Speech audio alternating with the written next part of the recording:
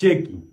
Today in history, April 15th, 1912, Titanic ilisink na more than 1,500 people wakadedi.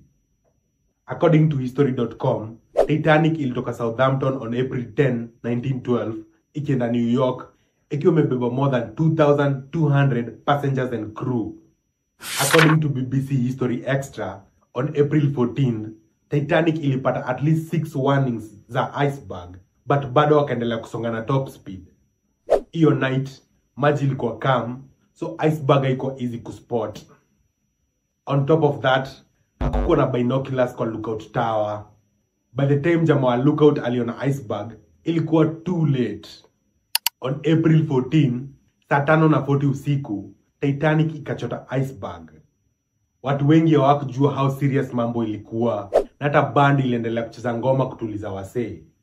According to National Geographic, women and children walikuwa prioritized, lakini hakukuwa na lifeboats za kutosha. Walikuwa na 20 lifeboats za kubeba watu 1,100, and yet ndani kulikuwa na watu more than 2,200.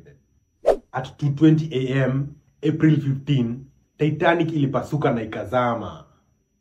Over 1,500 people walidedi. Wase wengi walikufa juu ya hypothermia cause maji ilikuwa below freezing. After hiyo story, shipping rules zilibadilishwa na hizo sheria ndio bado tunatumia hadi saa hii.